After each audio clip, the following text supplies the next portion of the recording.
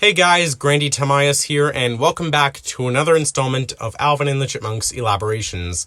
Today's topic will be, should Alvin and the Chipmunks have a consistent villain or set of villains? So what do I mean by consistent villains? I mean, we've had characters like Derek and Miss Smith in the CGI series who give the Chipmunks and Chipettes trouble sometimes, but I wouldn't necessarily call them villains. In fact, there are times where they've had to work together. And more often than not, it's just the Chipmunks arguing with themselves or learning a lesson in some way that makes it seem like they are their own worst enemies. But I'm talking about whether Alvin and the Chipmunks should have a character or a group of characters who are clearly defined by their want to take advantage of or interfere with whatever the Chipmunks are doing, or is doing something that the Chipmunks need to interfere with in order to maintain their status quo. Basically how Teenage Mutant Ninja Turtles has Shredder, Transformers has Megatron, SpongeBob has Plankton, those kinds of characters. Because when you think of those respective franchises, you think of those villains. When you think of the Alvin and the Chipmunks franchise, though, who's the villain? You could probably say someone like Ian Hawke if you're referring specifically to the movies aside from Road Chip, but that's the problem. He's not consistently represented in other iterations of the franchise, before or since the movies. And despite how well the franchise has done without a villain up to and including now, I certainly think it could benefit from one. I'm not saying they need to be the antagonist of every Alvin and the Chipmunks story, or most of them even, but they should be persistent enough to provide some credible stakes.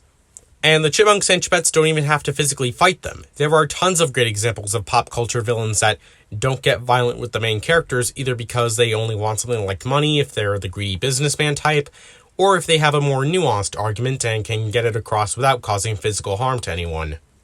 Take, for example, Dr. Zaius from the original Planet of the Apes. There are multiple scenes where he and Taylor are in the same room and they don't exchange punches at all, they just talk. Because Dr. Zaius' greatest weapon is his argument that man is a destructive beast, which we are. Getting back on track, in the case of Alvin and the Chipmunks, we have had characters like that before.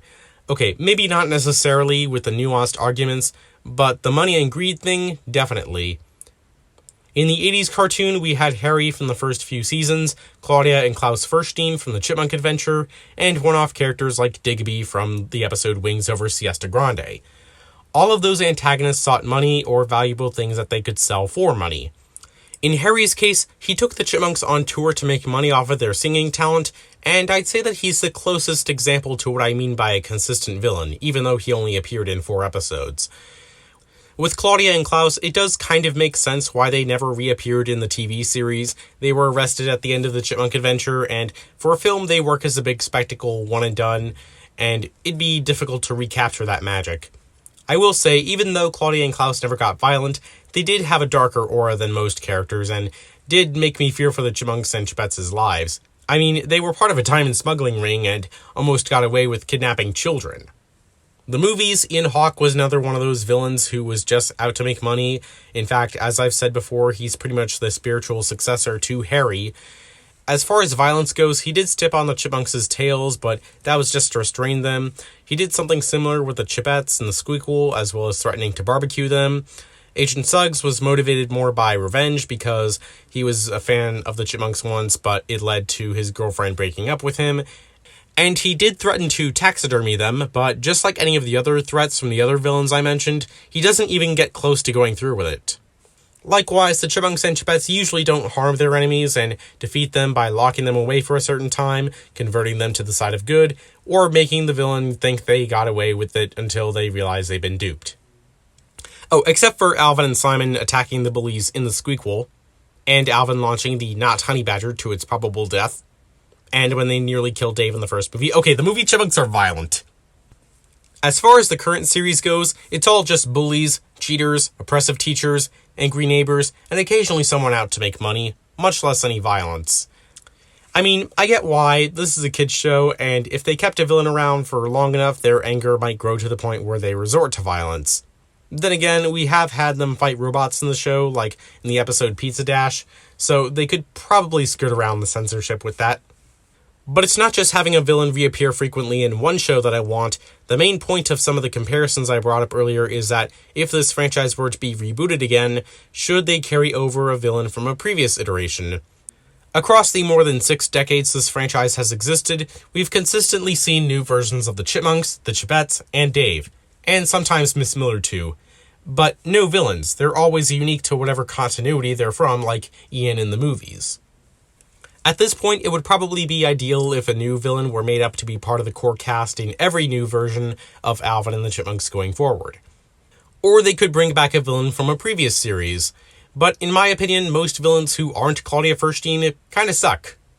So if they were to bring back a character like Harry, for example, I think that he should be reinvented a little, make him a little more dynamic, because as he is, or was, I didn't think that he was interesting enough for more than 4 episode appearances.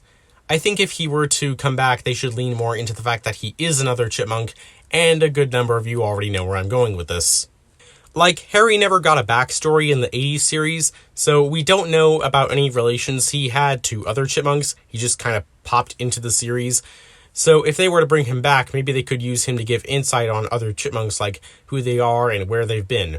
And villains like that are kind of a trope in pop culture, like General Zod with Superman or the Master in Doctor Who, so I think it'd be kind of cool if Alvin and the Chipmunks gave their own spin on that. As for Claudia and Klaus, well, especially Claudia, I think if they were to bring her back, it should only be for one outing like a film or a season finale. I mean, given that she is a diamond smuggler, she doesn't really have anything to do with the music careers of the Chipmunk characters, so I don't see her returning often. I think Claudia would work better as an ultimate threat type villain who is built up towards over time, like Thanos from the MCU. Then again, like I said, she doesn't have anything to do with what the Chipmunks regularly do, so I think it'd be hard to build her up in that context. Since this is a franchise primarily based around music, I think the most logical path to making a non-violent recurring villain would be, again, something that falls closer to Harry's archetype, or maybe another rival band. I mean, the Chipettes did kind of start out that way in both the 80s and movies, where in their respective first appearances, they weren't friends with the Chipmunks and only wanted to be the better band, and later became friends with them, but still tried to one-up each other from time to time. Basically, they were doing the whole Sonic and Knuckles dynamic before it was cool. Well, Alvin and Brittany mainly. The only problem is, because they already did that, having yet another band of singing chipmunks would make things repetitive and add an excess of new characters. Unless they were to do something different, like make the new rival band humans, or maybe instead of a trio, they only have one musician or a duo. And maybe differentiate them more by having them do a different kind of music, like maybe since the Chipmunks and Chipettes more often do pop tunes, the new rivals could do hard rock or jazz. Whatever the case, I would definitely prefer that, unlike the Chipettes, they remain clearly defined as not being friends with the Chipmunks, which was my original point of this video. But of course, I wouldn't be opposed to something along the lines of one of the other villains I mentioned earlier if they don't have as much to do with the music and deal more with whatever adventures the Chipmunks go on. Feel free to let me know in the comments your thoughts and ideas. Should Alvin and the Chipmunks have a main villain? Should they be chipmunk or human? Should they be a pre-existing character like Harry or Claudia, or be completely brand new? And how serious of a challenge should they pose?